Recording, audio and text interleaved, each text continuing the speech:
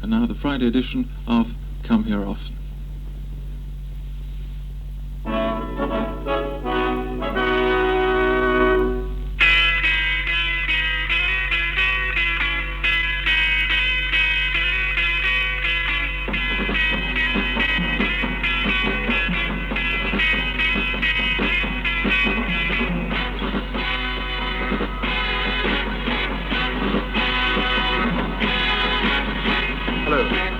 If you're watching this program on Tuesday or read your newspapers on Wednesday and Thursday, you will know that we were discussing with a cross-section of colored teenagers the whole question of race rights in America and the likelihood of anything like that ever happening in Britain. I think the situation in this country slightly differs.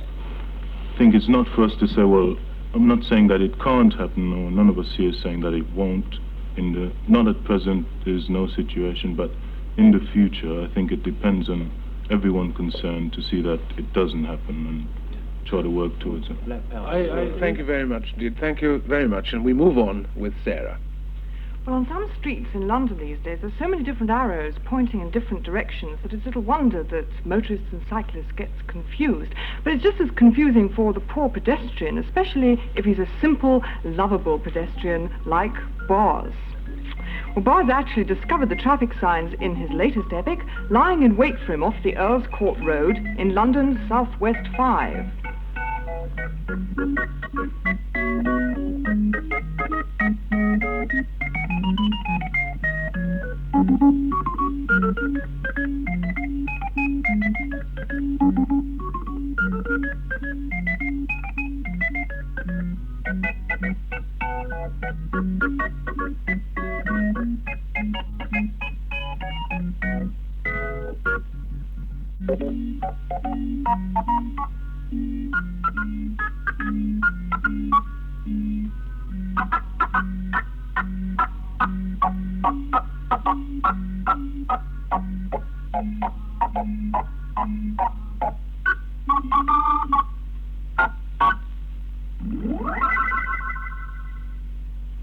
And now meet Mr. Ian Scoones, ex-Pirate Radio disc jockey, artist and film effects man. Now, you've got a beef, Ian. Yes, I have, just a little one, because we all like to make model railways from time to time, and nowadays, unfortunately, everything's made in plastic.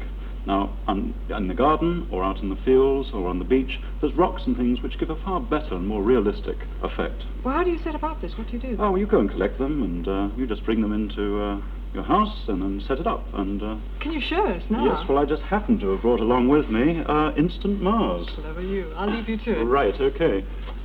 This is a little bit of cement that was in a bag, a little heavy, but we'll use that as a foreground rock, making use of sand. And a few rocks in the distance for mountains.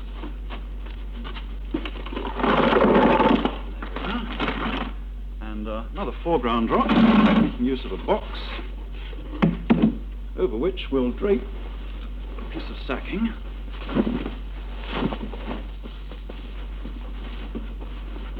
Put a natural form in the foreground, a bit more sand over that. Cover up the sacking. Now, if we're on Mars, nobody's been there yet, but I'm sure that in the romantic view on Mars, there could well be an extinct, derelict fighting machine. This was borrowed from the kitchen, and as you can see, it's an ordinary plastic colander with a few bits of plastic put on, like hair grips and so on. And there we have our Martian fighting machine with a ray gun made out of a plastic filter for a tap. Right, now what about stars in the background? Nice easy way, you just use a toothbrush and flick an instant universe. Right, now then, a few weeds, again from the garden. Strange Martian plants. Luckily we're not quite sure what Mars is like, so we can use anything. Thistles.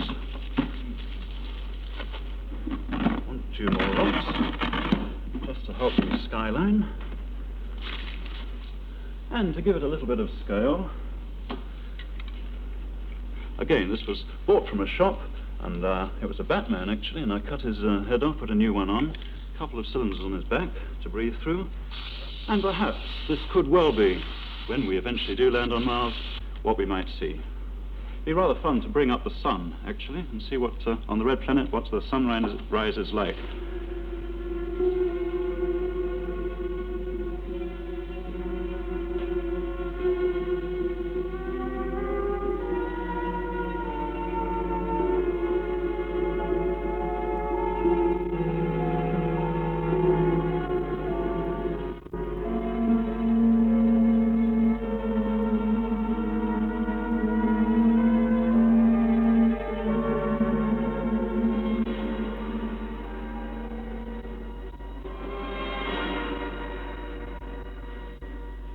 Copenhagen, the capital of Denmark, is 800 years old this week.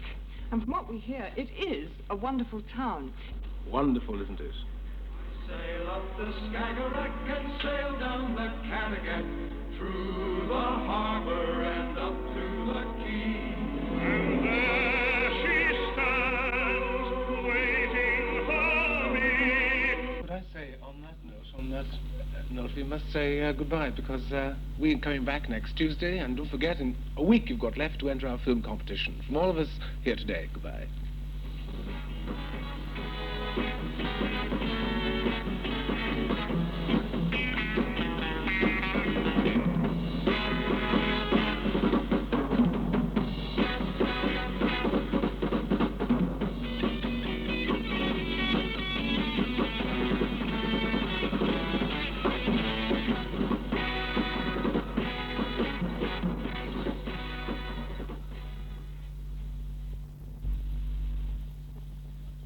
Well, that's all from Children's Television.